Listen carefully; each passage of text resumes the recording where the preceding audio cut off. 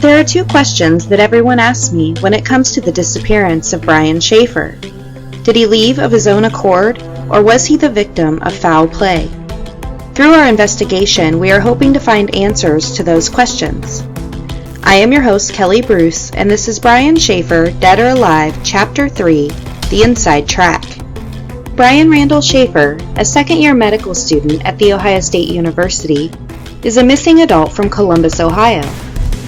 Brian was last seen on April 1, 2006 on CCTV outside the Ugly Tuna Saloon at 1:55 a.m. He was 27 years old at the time of his disappearance and would be 40 years old today. Brian is a white male that is approximately 6 foot 2 inches tall and 170 pounds, with brown hair and hazel eyes. He was last seen wearing an olive green polo shirt with a long sleeve white shirt underneath, denim jeans, and white tennis shoes. He was also wearing a yellow cancer awareness bracelet. Brian has a black spot on his left iris and a Pearl Jam Stickman tattoo on his upper right arm. If you have any information on the disappearance of Brian Shaffer, please contact the Columbus Police Department at 614-645-4545. When it comes to the disappearance of Brian Shaffer, there is one person that I believe has all the facts available, and that is Sergeant John Hurst. John is now retired from Columbus Police Department, but his investigation into Brian's disappearance is ongoing. John and I have decided to work together to try to find answers for Brian and his family, and today he is going to join me for the most in-depth interview ever done. Before we get to that interview, I want to give a timeline of Brian's life and events leading up to his disappearance. August 2005, and Brian's second year in medical school was here within a blink of an eye, and it would prove to be the most difficult year of Brian's life. As if medical school wasn't difficult enough, the Shaffer family were dealt a hand that none of them were prepared for. Renee Shaffer, the matriarch and glue of the family, was diagnosed with cancer. This was extremely heartbreaking for Brian, who shared a close bond and adored his mother greatly. The cancer took its toll on Renee, and sadly she lost her battle with cancer on March 5, 2006. The loss was felt by everyone that knew and loved Renee and the woman she was.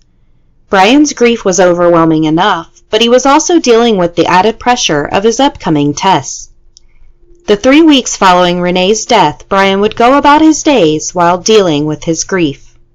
Brian joined his friends, including Clint Florence, for St. Patrick's Day festivities on March 17, 2006. Meredith Reed also took part in the festivities. With the drinks flowing, a disagreement happened between the three, and the night came to a sudden end. Around this time, Brian asked his college girlfriend of 9 months, Alexis Wagner, to run away with him. Whether this was a joke or an extreme reaction to his mother's death and pending tests is unknown. However, the next week, Brian would again make a strange comment to Alexis. This time, he told her that she should move on with her life and find someone else since he was having a difficult time dealing with his mother's death. The following week would be Brian's medical school finals. Even though he wasn't looking forward to finals, he was looking forward to the end of the week. He had plans that Friday to have dinner with his father, followed by drinks with friends. Alexis was going home to Toledo to see her family and sick dog before her and Brian left on Monday for a week-long spring break trip to Miami, Florida. The trip was the last Christmas gift Renee bought for Brian. He had spent hours planning out every detail of the trip. After all, Brian loved the beach and wanted to make the most of their trip. In Brian's own words, he stated that the doctor thing was only temporary until he got his band together and was living on an island. Brian dreamed of the Jimmy Buffett lifestyle, and his mother's gift would allow him to have that life for at least a week. The week passed, and it was finally Friday, March 31st, 2006. Brian began his evening by having dinner with his father at Outback Steakhouse in Reynoldsburg, Ohio. According to his father, Randy, Brian seemed tired from finals, but nothing seemed out of the ordinary. After dinner, Brian went back to his apartment and waited for the arrival of his friend Clint so they could begin their evening. Brian and Clint began their evening by walking to the Ugly Tuna Saloona at approximately 9:30 p.m. At 9:56 p.m., Alexis called Brian. Around 11 p.m., Brian and Clint went to the Short North Tavern. At approximately 11:40 p.m., the duo went to Brothers Bar. Around this time, Brian and Clint were joined by a friend of Clint's named Meredith Reed. Meredith then drove the three of them to the Ugly Tuna Saloona, where Clint and Brian began their night. At 1:15 a.m., Brian, Clint, and Meredith are seen arriving at the Ugly Tuna Saloona on CCTV. At 1:55 a.m., Brian is seen on CCTV outside the Ugly Tuna Saloona speaking to two girls, later identified as Amber and Brighton. Brian then walks off camera and has not been seen since. The next part of the show is going to be a previously recorded interview I did with Sergeant John Hurst. Hi, John, and welcome to Brian Shaffer, Dead or Alive. Hi, Kelly. Thanks for having me. So you've been working on Brian's disappearance since day one, and even though you're retired now from CPD, you still continue to investigate his disappearance.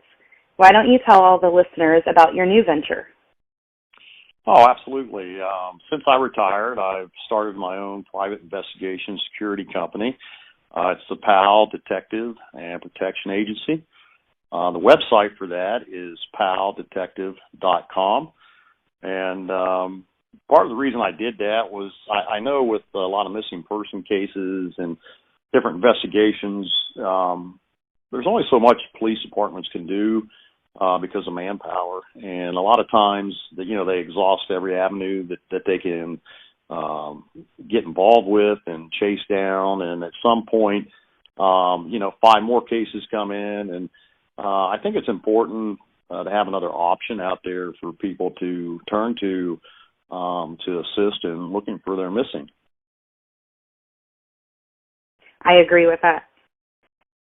Okay, as we've discussed before, I want to go through Brian's disappearance and start at the beginning.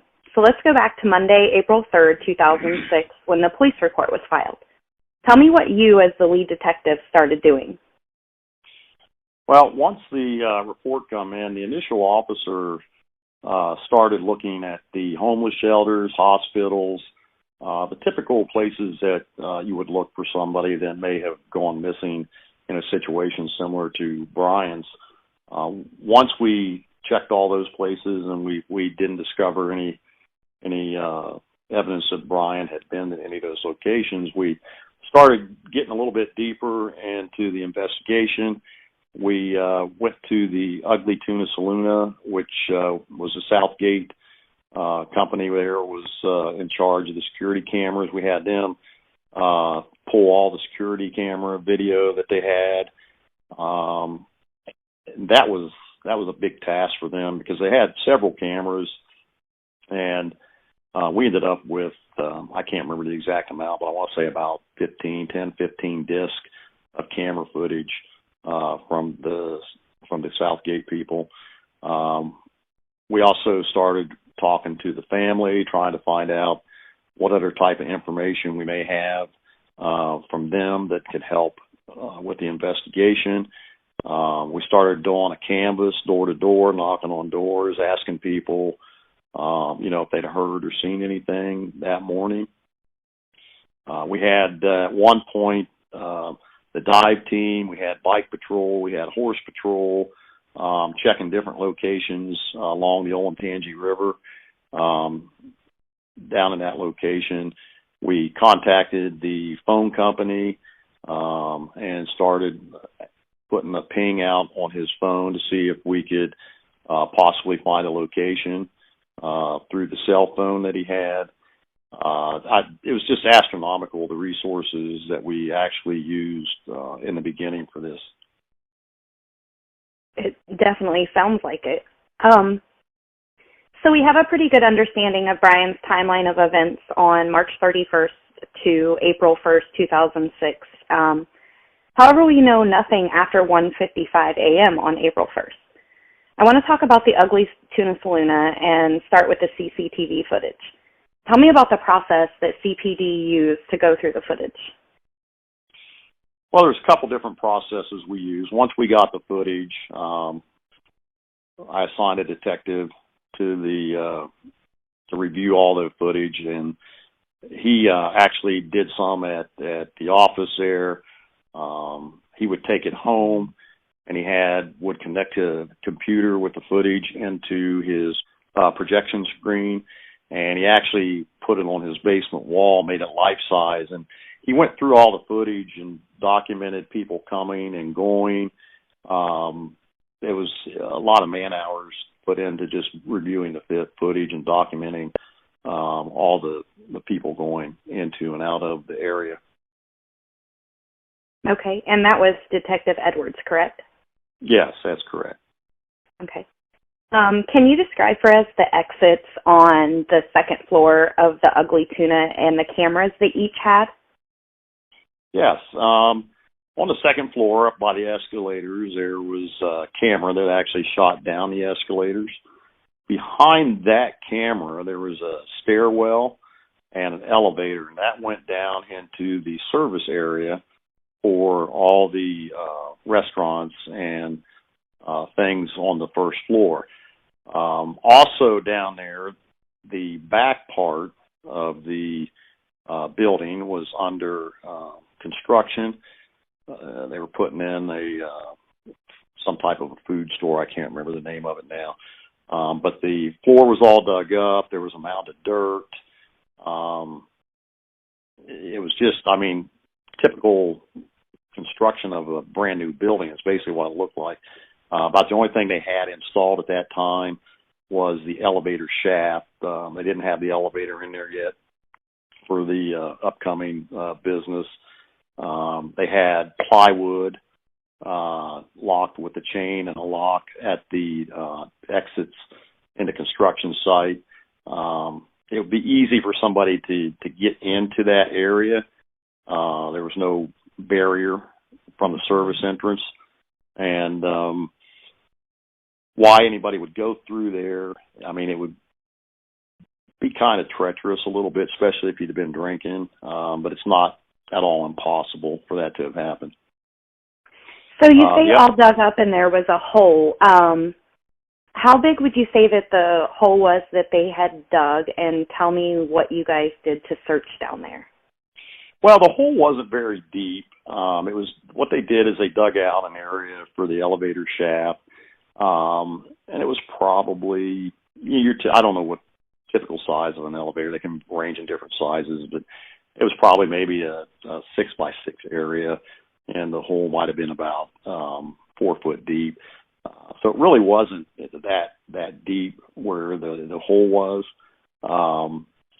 And again, we searched the area down there. We had cadaver dogs come in and go through the building, and primarily with the construction area. It was kind of a mess down there. It really wasn't. There was no floor yet, and the terrain was, like a dirt floor, and it was uneven, unlevel, that type of a thing. And if you pushed on the doors, you could probably squeeze in or out of the wooden doors that they had up. So it wouldn't be impossible for somebody to get out or in, but it'd take a little bit of an effort. The other camera that they had was on what they called the emergency exit, and the way the doors were set up and the cameras, if somebody opened the door, the camera would pan to the emergency exit. And going through the footage, what it appeared to happen was the camera had been overridden by possibly one of the security guards, because it appeared like it was going to start to scan to the door and then was taken away. But we talked to the security people at the Ugly Tuna, and they said they had somebody stationed at the exit and nobody went up or down to go out that way. So we're not sure why the camera did what it did at that particular moment. Okay. And if Brian was downstairs in the construction area, were there ways for him to get out of the building? Yeah, one of the ways, and I think there's been a lot of chat about the service exit. There's a hallway that runs behind the businesses down there, and that had a camera, and that led to the loading dock area where the dumpsters were in the loading dock. All of that was on camera and was reviewed, and at no time did we see Brian on any of those videos. The doors to the business, some of them are kept open while they're open, so he could have walked through one of the doors and walked out a front door without anybody really paying attention to him. You know, it's that time of night, it's busy, a lot of people moving around. You know, that's a possibility. He also could have squeezed through the wooden doors and got out without being picked up on camera. The cameras on that side at that particular time would pan from one direction to the other, and they weren't set up to pick up any motion at all. There was a camera over at the Wendy's at the time that was not functioning, so we weren't able to gain any footage from the Wendy's there. Detective Edwards did go up and down High Street looking for additional cameras, and if he located an active camera, he went in and requested the footage for that as well. So a lot of the footage, like I said, that we went through took a lot of time, and we didn't just go through it once. We went through it numerous times, obviously, to try to catch every little nook and cranny that we could possibly pick up. Okay. And you mentioned that the back doors of businesses. Is this businesses that were open and operating inside the Gateway complex? Yes. Some of the businesses were open at that particular time of night, getting ready to close. So, it is possible that he slipped through there again, but there was no camera footage that picked him up doing that as well. Okay. In your opinion, with everything that you and CPD did during the searches at the Ugly Tuna Saloona, do you think it's possible that he is still somewhere in that construction site? No, absolutely not. I mean, we went through the entire building from the roof all the way down, checked every corner, utility closets. We even had maintenance come in and remove utility doors that were screwed into different places to gain access to, like the electrical wires, the plumbing and stuff. I mean, that building was searched extremely well, and there's just no way. The other thing of that is, had he been in there somewhere at some point, I think somebody would have noticed, something that would have indicated there was a body there.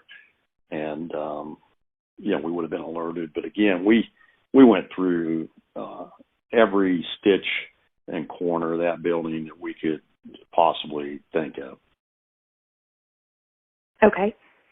Since we are discussing searches, can you tell me about any other searches that you guys did in the first month? Well, again, we searched along the Olentangy River,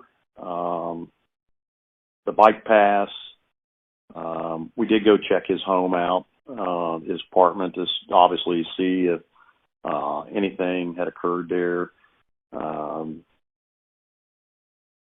There was a couple tips that came in that we went and checked some buildings and different things that we thought. The unfortunate thing with a lot of the tips that we got, we didn't get an exact building, so the areas that we go check and the buildings we check were just in a certain, like a block area, and so we checked everything in that area that we possibly could, and I mean, there was a lot of different things that went on, and I don't have a list in front of me of everything, all the searches we did, but probably the biggest ones were the canvassing, where we went around the neighborhood looking, checking dumpsters, and then along the Olentangy River area. Okay. I know you touched on this a little bit earlier when you were talking about everyone that you guys spoke to, but who all that Brian knew did the Columbus Police Department interview in the days and weeks following his disappearance? Well, we interviewed well over 100 people with this case. Obviously, we started with the employees who were working that night at the Ugly Tuna Saloona. We interviewed family members, friends, the two girls that he was talking to there. At the top of the stairs, we interviewed them. We interviewed a couple people that through the videos, we were kind of interested in, and one of them was like the orange shirt guy, we called him because he was wearing an orange shirt. We interviewed him. I mean, like I said, it was well over 100 people that was interviewed for this. Okay. So the orange sweater guy, it was just his activities that night that made you guys want to question him? Yeah, he was just kind of hanging out in the area, and what we ended up finding out, he was a taxi driver, and he was just waiting for his fare to come, and when he dropped off, he would come back and just like hanging out in the area until he got another call. But yeah, it was his activity, just kind of hanging out, not really talking to anybody, just watching people coming and going, and that drew our attention to him. Okay. So about a month after Brian went missing, his apartment was broken into. Tell the listeners a little bit about that, such as anything that was missing and anything that CPD did to determine who broke into his apartment, or that it wasn't Brian, I should say. Well, all break-ins are handled by our burglary department section, and they handled the investigation. There was no indication that Brian was there when they completed their investigation, and they were unable to determine who might have broken into the apartment. And without Brian being there, it appeared nothing was missing. So it was kind of a weird situation that occurred, and it may have just been somebody who's seen it on the news and went in and was looking for maybe some quick cash or something, and something that wouldn't be able to be tied to them and get out. So I think it was like a TV or a DVD player or something like that, and some DVDs that was actually what was determined missing, correct? Yeah. Other than that, that was it. Okay. Do you believe that the break-in had anything to do with Brian's disappearance at all? No, I don't. Like I said, I think it was a situation of opportunity where somebody may have seen the flyers or something on the news and speculated that it'd probably be an easy, quick grab-and-go situation without anybody being home. Okay. What personal items do we know for sure that Brian had in his possession on April 1st, 2006? Well, he had the clothes he was wearing and his wallet. That's pretty much about it. I mean, he was out, had the basics with him, and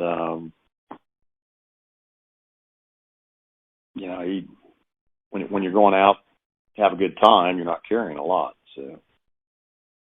Right. So we know the phone and then his wallet. Do we know if he had any keys or anything like that? The keys? Yeah. He had the keys to his apartment on him, but other than that. Okay. Since we've talked about his phone a couple times, I want to discuss that a little bit. In September, and 6 months after Brian went missing, his phone began ringing again. Prior to this, was there any activity or pings on his phone? Well, we did have the phone ping for a while, and basically what a ping is there's a signal sent to the phone, and the phone, and it'll respond with requested data.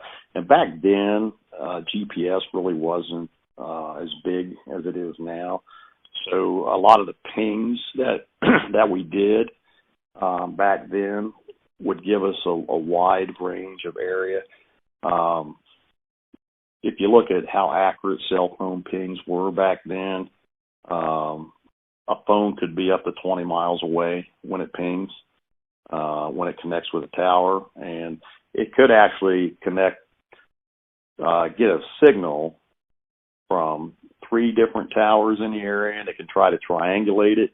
But usually what we go with is the strongest signal is usually where the phone is closest to that tower. And we did get a couple pings back then, a couple areas that we checked. One was out on the west side. We went out there and checked an area, and then there was another one down on, I believe it was Kinney Road and around Lane Avenue. Detective Edwards and myself went down and we checked that area to see if we could locate, anything that would be useful in the investigation. So, yeah, there was a couple pings that we had.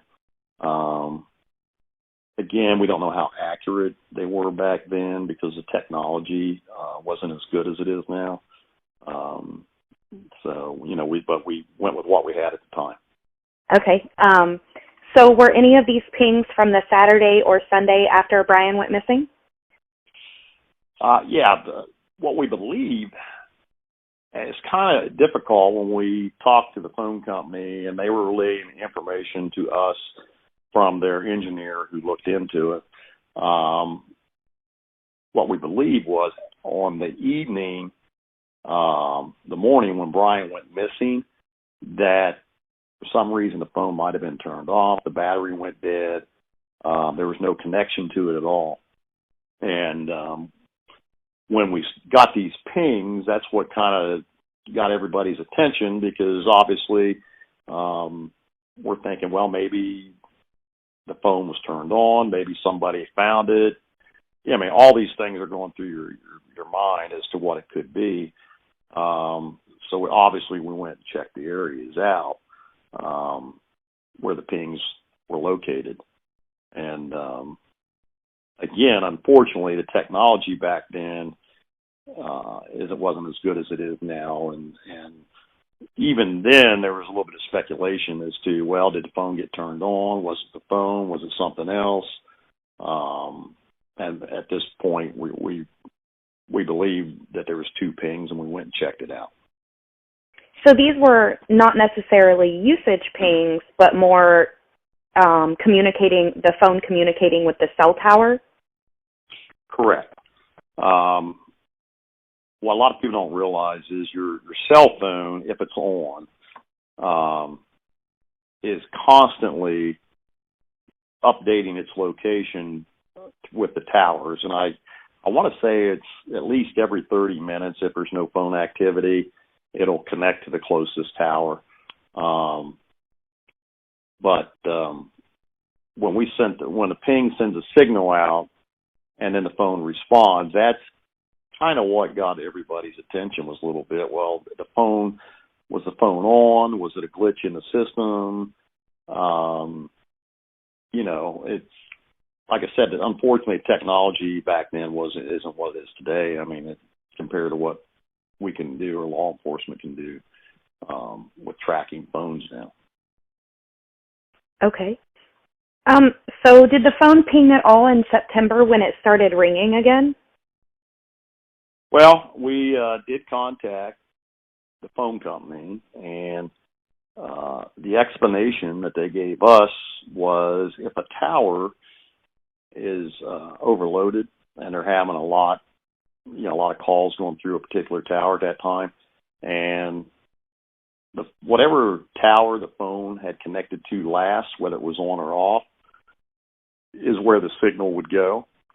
And what they explained to us was what could have happened with that caused it to ring a little longer instead of going directly to voicemail was the tower that it was relaying to had to jump to another tower, which caused a little bit of a delay and made the phone ring, and it appeared that the phone was on.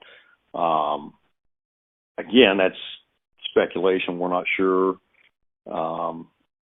if that explanation, we have to go with what the phone company tells us at that time. So we believe that it was probably that situation, but again, there was no way to verify that other than what they were telling us. Okay. And these signal pings, that's how you triangulated the signal and determined that the area on Scioto Darby Creek Road needed checked? Correct. We took the information, the cell towers and different things that we received, and was able to get, like I said, the area, it's going to be a broad area, so we went out and checked that area because of the pings. Okay. So, my opinion on all of this is that either Brian or someone turned on his phone after that weekend that he went missing. What's your opinion? I don't do opinions. And I laugh because when I'm talking to different people, and they always want to know what my opinion is, my thought is based on the evidence that we've collected and the data and the information that we received from the phone company. Is it possible that the phone was turned on? Absolutely. Is it possible it jumped from Tower A to Tower B and made it appear the phone was on? That's another possibility. My answer to that is I really can't say one way or the other. Other than, both are a probability. Okay. Besides the phone, has there been any other activity for Brian, such as credit history, job applications, or medical treatment? No, there's none that we could ever find. The unfortunate thing with his credit card, it had been deactivated shortly after he went missing. So had it been used since it was deactivated, it would have wouldn't have showed up or registered. As far as the medical, like I said, we've checked a lot of different hospitals and different things, not just in the Columbus area, but around Central Ohio. And we weren't able to come up with anything where he'd been treated anywhere for anything. So I don't want to say everything led to a dead end. We were able to rule out a lot of things, and that was some of the things that we were able to rule out. Okay. And just to clarify, it was his dad, Randy, that turned off all of his credit cards and all of that? Yeah, he was afraid somebody might have gotten a hold of them and used them. So he had them deactivated. Okay, so if Brian was alive, he would have, or at that time, if he was alive, he would have had no way of supporting himself, basically, that we know of? Well, not through the usual means that we would think of. Obviously, if he just wanted to disappear, he probably had a plan that how he's going to support himself. Okay. Okay, so there's one name that always comes up in Brian's disappearance, and that's Clint Florence. Tell me about your interactions with Clint and his participation in helping find Brian in the beginning. Well, Clint obviously was one of the last people to see Brian that evening. So, we brought him in. We talked to him.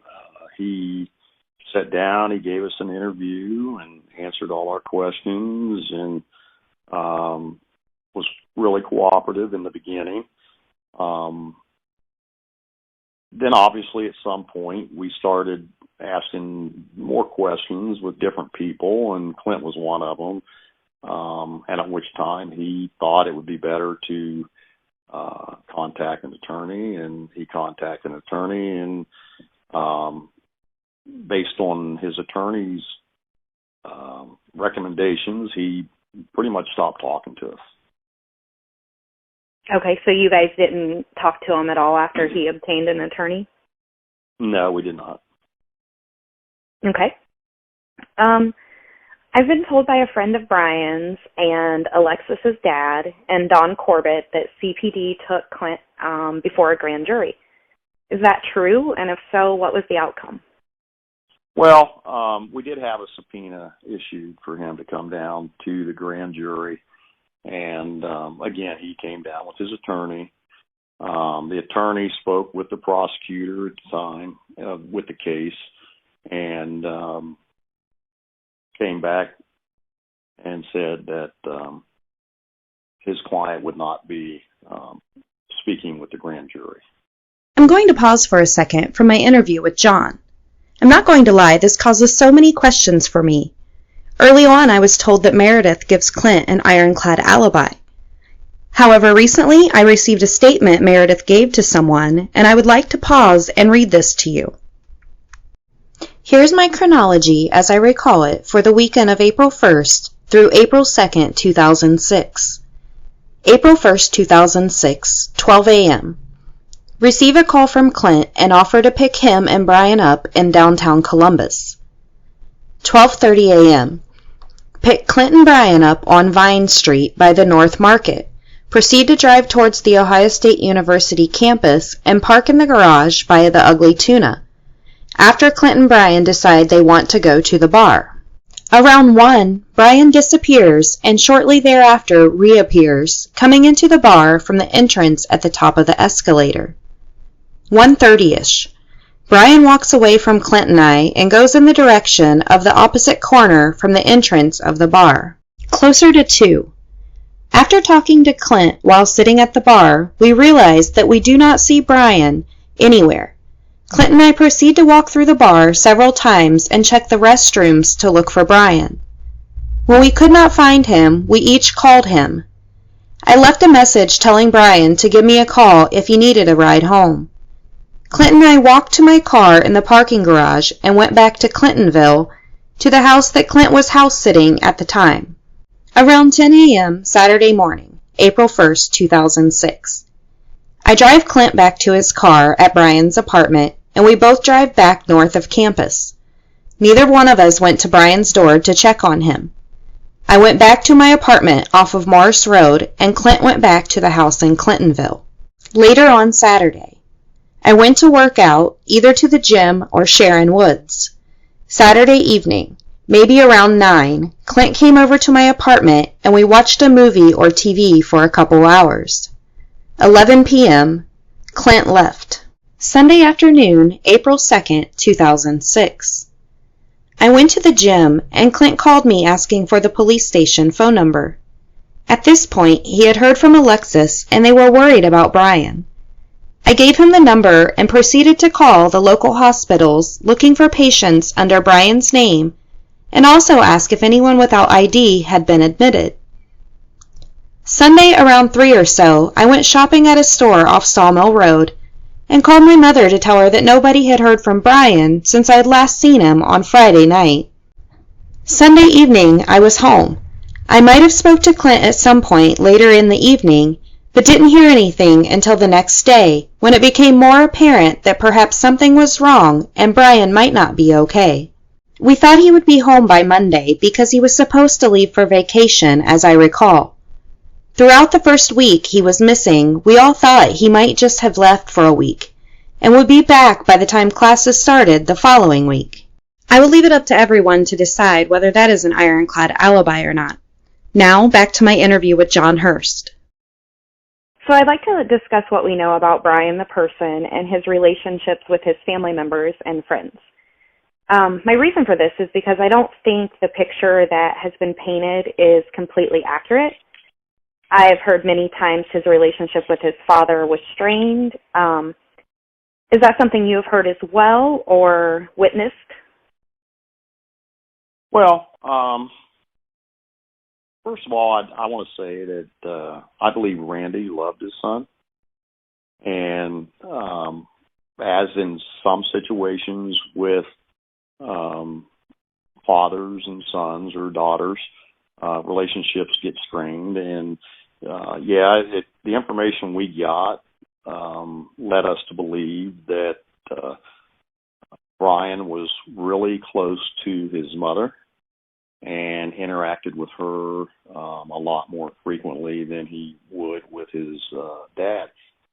And, it's just different situations that, for whatever the reason being, that, he didn't feel as comfortable dealing with his dad as he did with his mother. Okay. I've been told that there was a disagreement between Randy and Brian about the life insurance that Brian was going to receive from the passing of his mother. Do you know if that's true? Well, Brian met Randy for dinner that night, and we obviously aren't privy to the conversation that they had. We did get information through the investigation that there was a disagreement with the life insurance policy with Derek and Brian and Randy, and Randy was under the impression that they were getting more than they were supposed to. But as far as what Randy and Brian talked to specifically that night, we really couldn't say. Okay. Is it true that Renee was supporting Brian financially as well as paying for his education to become a doctor? What we pretty much learned was a lot of the payments that were being made for Brian was coming through his mother, and she gave him a lot of support because she was wanting him to pursue his dream. Okay. Is it also true that Randy decided to cut Brian off financially after Renee passed? Well, again, we really don't know what Randy and Brian talked about that night. I know there's been speculation over the years that was part of the conversation. But again, there's no way to really know what they discussed that evening. So if this is true, then Brian would have been on his own to pay for his day-to-day expenses and his education then. Yeah. If that speculation or rumor that's been circulating is true, then he would have been on his own to pay for the rest of his college and apartment and different things. Okay. I've been told that Brian suffered from depression and at one point was on Prozac. Is that true? We did find out that, yes, that he, went through some depression and at one time was on, I believe it was Prozac. Again, at the time of his disappearance, though, it didn't appear, even with his mother's death, that he was suffering from depression again. He seemed upbeat from everybody we were speaking with, or at least that's what they were, leading us to believe at the time. That is true that he at one point was doing that. Yeah. Okay. I've been told that Brian was struggling with his sexuality and had at least one bisexual encounter. Do you know if this is true? Again, that's a rumor and speculation. I don't know for a fact that he was struggling with that. Through the investigation, there was some speculation again that was brought up by other people that we had interviewed, different things, that could be a possibility. But as far as actual, still a little bit of speculation on that. Okay. So we all know that Brian was dating Alexis at the time of his disappearance, and it's been rumored that a proposal may happen when they went on their spring break trip. Is there any truth to that, of a possible proposal? Well, that's what we were told, that he was going to propose to her in Florida over spring break at that particular time. Okay.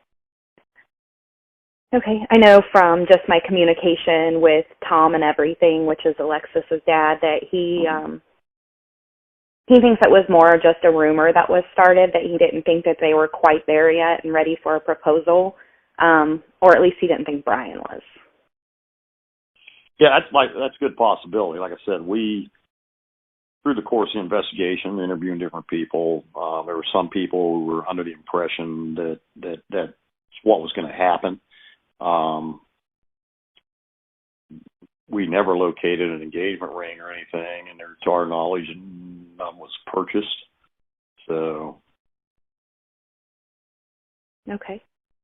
I want to go back to Clint for a minute and the relationship that he and Brian had. In my opinion, it seemed a little troubled with all of the arguments that they always had. Do you know the reason that Clint and Brian quit being roommates after a short amount of time? No. Again, we are only getting one side of this with Brian being gone. And there was really no good reason given to us why they stopped being roommates, but that can only be answered by two people, and one of them's not around right now. So, okay, tell me about the Ohio State game where Brian got punched. Well, basically, what we found with that a group of them had been walking down the street.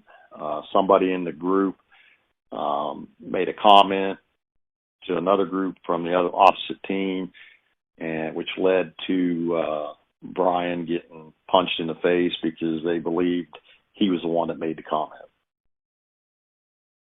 Okay, and I only ask about this because so many people rumor that either Clint punched him or he was punched because of Clint. Do you know that to be true, or was Clint with him? I believe Clint was in the group that night. But as far as the assault, it was somebody in another group had supposedly threw the punch. Okay. So I know that Clint and Brian had an argument on St. Patrick's Day. Can you tell me what happened there?